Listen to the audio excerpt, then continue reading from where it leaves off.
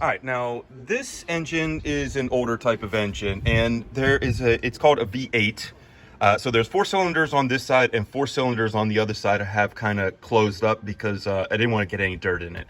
Now, normally there's a valve cover here, but we took that off. I'm going to leave a link down below if you need to know how to get the valve cover off. But this video is just about these, which is a rocker. Now, on your new cars, when you take the valve cover off, you'll see a cam right here. And the cam in this is down in the block, way down there. It's way down in the block, all the way down past the heads. Now, I've already changed the cam when we were building this engine, but I put this car aside for a little bit because I was having problems. We need to rebuild the throttle body. I have a video for that. We need to make our own gas line because it was kinked a little bit and wasn't getting enough pressure through. We did a video on that. But now we're here for the rocker and valve adjustment. So these valves are adjusted by how tight you put the bolt on this, and pinch the rocker down pinches the valve down and the spring. So you got to do this correctly because sometimes it'll stick and it won't open if you over tighten it. If it's too loose, it might just kind of jiggle around. You hear the noise here. Now, some will be loose and some will be tight depending on where your engine is, if the cylinder is up or down or whatever have you. So first thing we're going to do is we have to rotate the engine to get it on top dead center of number 1. Once we get it on top dead center of number 1, we can adjust certain valves, not all, but certain ones. So we are going to have a list, and then we're going to go 360, which means we're going to go turn it all the way around and get on the exhaust stroke, and then we're going to do the rest of the valves. All right, so coming up on this engine, you can see that it's a V. Well, that's not working. F-16s are rolling in my video.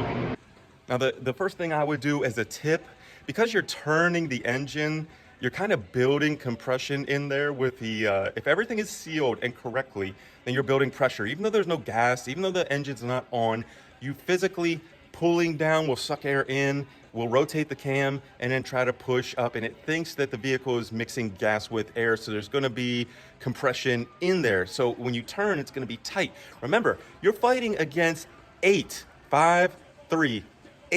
cylinders are fighting against just one of you. Now, what I do is I take all the spark plugs out. Very easy on this engine since it's got wires right here. You just follow where the wires are, go down and take the spark plugs out. Remember to label all of your wires like I have here with this little green tape. You see these little green tapes right here?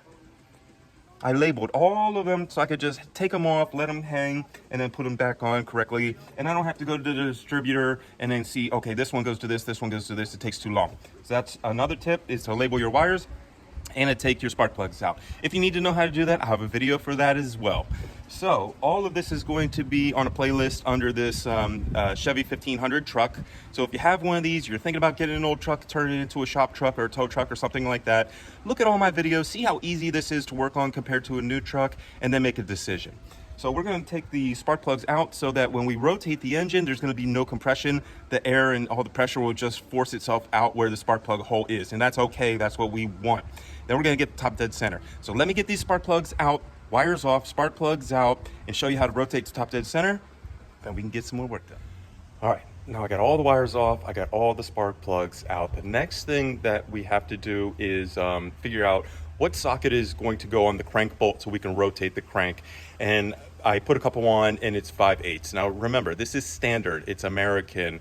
It uses a lot of the fraction sockets, which are called standards. It does have some millimeters, and some are very close to reuse, like a 16 millimeter or a 5/8 are basically the same when you take the spark plugs and stuff out, but I digress. Next thing is I get out my Chiltons. I love these old books. I've probably got about 100 of them, and I'm going to show you why. So this is my Haynes manual, Chilton. They're the same. They're the two big companies before like big internet was out. This one was published in 2001. You see it's 24 years old and I've kept it so nice. And it's actually, this is my truck, you know, so I thought that was really cool that my truck was on the front. So if your internet is down or you can't get a signal, you should get one of these books. They used to be like 12 bucks, and then I think they went up to 15. I don't even know if your parts companies like AutoZone and Pep Boys and stuff, they used to sell these, have a huge section, but I never looked for them. I don't know if they sell these anymore, but I've got about 100 of them upstairs. So every time I've ever worked on a car in the past, I used to buy one, but now I have the internet. but I still like these because I can carry them around. If I'm out somewhere, has no internet, and we're mudding or something, you know. So this is going to break down the different engines. So this is a V8 up to 1995 with TBI, 88 to 95 TBI V8, that's what we have. Then there's the V6, and then there's 96 and above. So 96 is when OBD2 started. Now you see the banks are the same, 1375, 13, or 1357, 1357, and these ones are all the same. But the firing order is different. So this is 1735 or on the bottom, and this one is 1275 around the top. So just the firing order is different because this is fuel injected, OBD2, and this is TBI injected. 2 injectors, 8 injectors. So a little bit different type of deal. What we're going to do is we're going to find cylinder number 1. So let's put it like we're looking at the engine. So we're looking at the engine here, right? There's 4 on this side, 4 on this side. This is the front. So this says front. So front, I'm looking at the front. 4 on this side, 4 on this side. So it says number 1 is on the right-hand side if you're looking at the engine, and it's the first one. So the right-hand side, first cylinder, number 1 right here. So there's an intake and an exhaust. I actually think this one is the exhaust because it's right in front of the exhaust, which makes this one the intake. And then you could just go down the line. So this one is front of the exhaust tube. So this one's the exhaust and this is the intake. Then this one's the exhaust and this one's the intake. So it doesn't go exhaust, intake, exhaust, intake. So you see the exhaust is first and then the intake. But this one, the exhaust is second. And then this one, these two are very close. The exhaust is first. And then the exhaust is second. And then you just have to do the same thing on the other side. Well, we're looking for number 1, intake, top dead center. So when this is top dead center, number 1, then we can adjust certain of the rocker and valves. And then we'll have to go to the exhaust. So let's do number 1 first. And what we're going to do is we're going to rotate the crank. So this one is the largest one in the middle. It's the crank. We're going to put our tool on there and I'm going to turn it. Now I'm going to set up the camera so you can see that the rocker is going to move as I'm turning the crank because the piston moves up and down, and then it moves the push rod from the cam, and it tells this, okay, open to let gas out, exhaust out, or close. Open to let fuel and air in, and then close. So let's get that done. Okay, so if you see right there, I don't know if the phone will focus down in there a little bit. Let me see if I can. Let's get it to focus on my finger here. Okay, so there's a line right here, and then there's this little thing that sticks out. This little cut, you match the line up. See the little line right here? I know it's hard to see because I can't get the focus. You match this little line up in this little indent, and that should be top dead center. Now I don't know if it's top dead center intake, exhaust or intake. So what we're going to do is you're going to have to pull the distributor cap off and see where the rotor button is looking. Okay, so now that we're at TDC and we're on, okay, remember exhaust, intake. So we're at the intake. What we do is we loosen the bolt for the intake. I did that already. And how do I know? Because you have to, the push rod, you see, I can spin this back and forth with my hand, but can't spin this, can't spin this, can't spin any of them. I can spin this one, see, spinning. Now what you're gonna do is you're gonna keep spinning this with one hand. Get this wire out of the way here. You're gonna keep spinning this with one hand while you tighten this down. As soon as you can spin this with your fingers, like you see I'm just easily doing it. I'm not like gripping it like the Hulk and moving it. Just easy back and forth. I'm just gonna keep doing this while I tighten it. Now as soon as I get it tight where I can't move it by hand anymore, then I'm gonna stop and I'm gonna do a 3/4 turn. So if I start here, that's 1/4, 2/4, 3/4, and then that one's done. And then we'll go to the next one that it says we're allowed to do. Now we're allowed to do, I think, 8 for intake and 4 exhaust on TDC for the intake. And then we have to go around and do TDC exhaust, and then we can do the other 4 and the other 4. So let me show you how I get this one done. Okay, so we got number 1. We got number 1 intake done with drag. And I'm gonna go 3/4 now. So that's 90, 80, right? And then I can't come this way anymore, so I'll do another 90. All right, let's get it. And then boom, another 90. So we did 3 90s, that's 270 or 3/4 of a turn, and now this one is done. So I'm gonna go ahead and tell you which ones you can do with the TDC at number 1, for number 1 on the compression stroke, and then I'll tell you which ones you can do at the TDC after you turn the crank again and put the line up. Then you can do the rest of them. You don't need to watch me do all of them, you just need to watch me do one, and then that's set.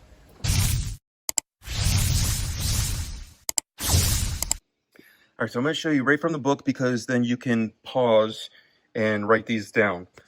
So the vehicle equipped with the V8, that's what we're doing. If you're doing a V6 engine, then you're going to have to look at this one for the V6. So if you're doing the V6, these are the numbers you can do. If you're doing the V8, now let's understand, you can also adjust the number 2, which means you start off with number 1, you can do the number 1, the number 2, the number 5, and the number 7 of the intakes. Remember, the ones that don't have the pipe, the exhaust pipe in front of them are the intakes. And at that time, after you do those intakes, you can do number 3, 4, and 8 of the exhaust valves. Then after you do these valves, turn the crankshaft 1 complete rotation, line the number up again. Then you can do 3, 4, 6, and 8 of the intakes. Remember, no tube. And 2, 5, 6, and 7 of the exhaust at that time. And then they should all be done. All right, so here's a little trick. If you don't want to take off the distributor cap to see where it's pointing for top dead center, what you can do is, I took all the spark plugs out, but you stick your finger on the hole here where the spark plug goes and kind of just stick the meat in. See how there's a ring around my finger?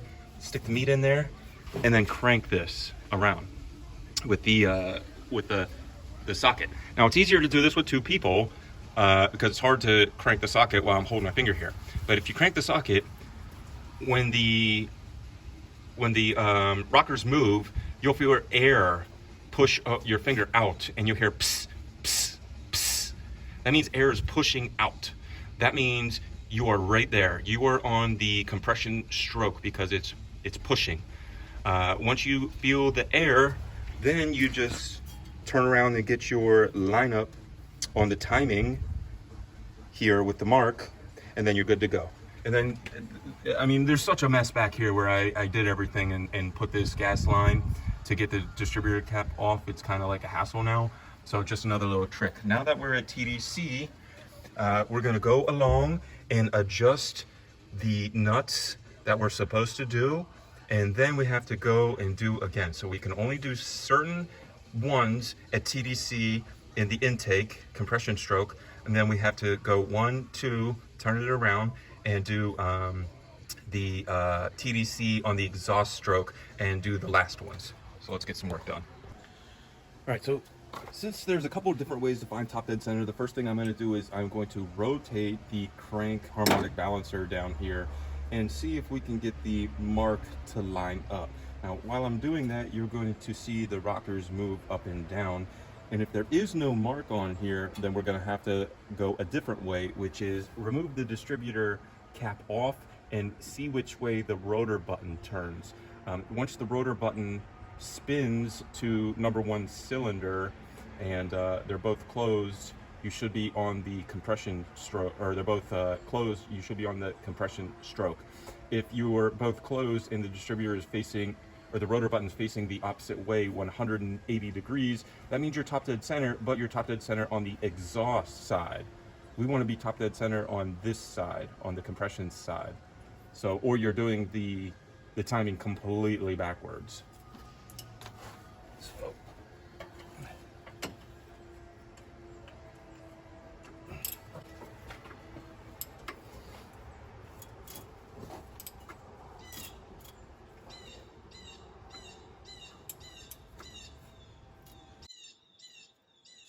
okay, that should be it right there. Now, both of them are up, so that I know that the cylinder is all the way up because it's ready to either fire or it's on the exhaust stroke. So what's going to happen is once this is open, it shoots all the air mixture with the gas in. Once it closes, and this is closed, the piston is down. What it'll do is the piston will come up and compress all that gas and air together so that the spark plug can go off and shoot the piston back down. If one of these were open when it's coming up trying to compress, well, there won't be anything there to compress because you'll just lose that gas and air atmospheric, reaction, and it'll either go through one of these valves. So they're both together. As you can see, this one's down a little bit, this one's up. So those are different, but you want them both up now. All right, so I got all the valves, all the rockers adjusted, and we're about to put the valve covers back on. But I have a special treat because since I took the valve covers off and they were kind of rusted and nasty looking, I cleaned them up, and that'll be another video. That'll probably come out right after this one. I mean, why take something off and then put it back on kind of dirty and crappy? If you have it off already, take another 15, 20 minutes, clean it up, do the right thing. It'll look great. It's an antique truck. It looks like you take care of it. And if you clean all the sludge out of the inside, it'll keep your engine running for years.